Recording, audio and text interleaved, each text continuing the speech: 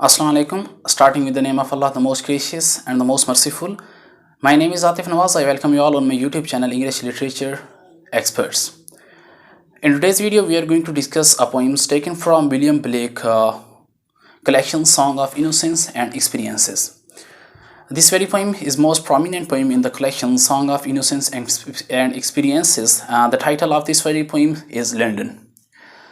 So, if we talk about the structure of this very poem, structure of that poem is that this poem is comprises of 4 stanzas, and the number of total line is 16. So each stanza is bearing 4 lines. Okay, जो metre use किया गया है उसमें वो ये iambic tetrameter use किया गया है, and the rhyme scheme is AB. Okay, so इस पोइम को हम ब्रीफली एक्सप्लेन करेंगे, डेप्थ में जाएंगे, क्योंकि ये जो पोइम है ये मोस्ट इम्पॉर्टेंट पोइम है अबाउट द मोस्ट, या वी कैन से एक उस सिटी के बारे में है जो अभी जिसको हम एक अच्छी नज़र से देखते हैं या हम सोचते हैं कि what kind of a city it is a London. Okay, तो इस पोइम में लंदन के बारे में, लंदन सिटी के बारे में विलियम ब्लेक ने हमें बहुत ही थारूफुली या वी कैन से बारीक बीनी से एक छोटे जो इशू है उसके ऊपर हमें लाइन जो हैं लिखी हैं उसके ऊपर. So it is the responsibility of the readers look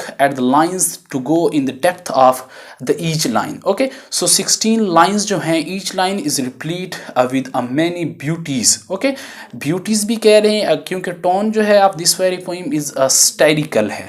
okay, so okay, ये बातें होती रहेंगी. We will be looking at line by line explanation as well as the critical appreciation of the poem. So before going to have words on the line by line explanation, let us have words.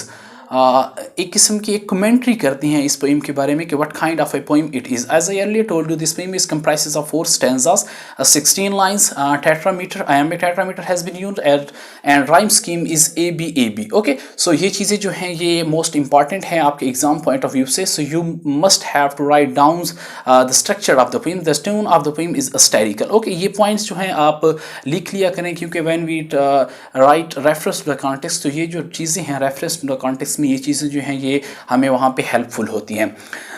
असल में इस poems की beginning यही होती है कि speaker जो है wandering through the each chartered streets of London. Lines जो हैं वो पोइम्स की वो ये है: I wandered through each chartered street near where the chartered Thames does flow. Okay, chartered street, Thames is the longest river in England. जब line by line explanation पढ़ेंगे तो ये चीज़ें हम डिस्कस करेंगे.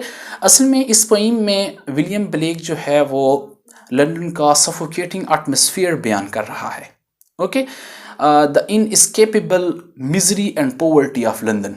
ठीक हो गया, एक मिजरी जो थी, एक सैडनेस थी, एक मुफलिसी जो है वी कैन से, एक मुफलिसी या एक गुर्बत जो है लंदन की, उसके बारे में बात कर रहा है. And specially he is talking about the class difference की बात कर रहा है. और इंडस्ट्रियल रिवोल्यूशन आने के बाद लंदन सिटी का जो सफोकेटिंग एटमॉस्फेयर था, सफोकेटिंग मतलब गला घोटने वाला atmosphere for the peoples who are poors. ठीक हो गया, गरीब लोगों के वास्ते वो एक सफोकेटिंग एटमॉस्फेयर था. तो इसी वजह से वो कहता है कि he is describing the suffocating atmosphere of the city of London. ठीक हो गया, वो एक सफोकेटिंग एटमॉस्फेयर जो है उस लंदन का एक्सप्लेन कर रहा है. यहाँ हमारे पास क्लास डिफरेंस को डिस्कस किया गया है.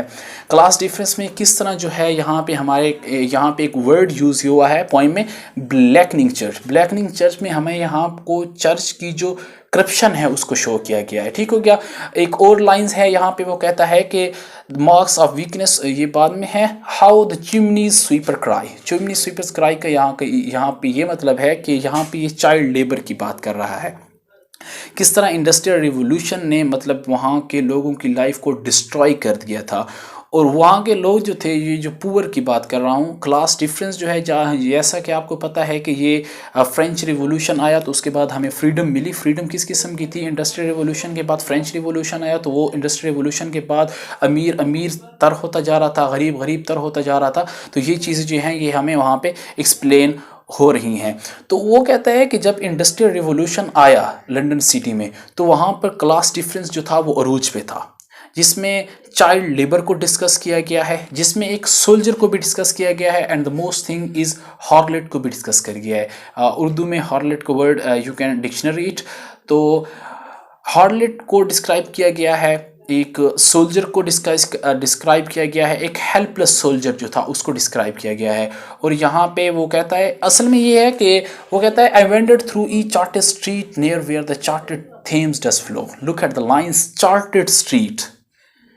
नेचुरल एलिमेंट्स को भी उन लोगों ने नहीं छोड़ा है। The chartered Thames the longest river in the England has been confinement describe की गई है। ये जिन गलियों में ये वेंडर कर रहा है या वैग्रेंट बना हुआ है, जिन गलियों में ये यहाँ से वहाँ घूम रहा है, तो वो जो गलियाँ हैं वो चार्टेड हैं। ओके और वो कहता है इवन कि ये जो लॉन्गेस्ट रिवर है, ये नेचुरल एलिमेंट ही है, जैसा कि हमारे पास रिवर है, तो चार्टेड थीम्स जो है वो भी क्या है, वो भी चार्टेड हुआ पड़ा है, ये भी कन्फाइंड हुआ पड़ा है। ठीक हो गया। सो ये लाइंस हैं, बहुत ही बेस्ट लाइंस हैं, it will taking too much times, so these words I think best enough for the commentary. जैसे मैंने आपको कहा कि कुछ कमेंट्री इसके ऊपर कर लेते हैं, तो आई थिंक ये जो वर्ड्स हैं ये इसके ऊपर इनफ हैं। ये जो लाइन नेक्स्ट जो हम इसके ऊपर डिस्कशन करेंगे वो लाइन बाय लाइन एक्सप्लेनेशन के ऊपर करेंगे और हम थॉरोली इस पोइम को डिस्कस करेंगे। इट माइट बी कि ये जो वीडियो है ये प्रोलॉन्ग हो जाए, 2 वीडियोस पर भी चली जाए, लेकिन हम इसको थॉरोली डिस्कस करेंगे। The most important poem about the city of London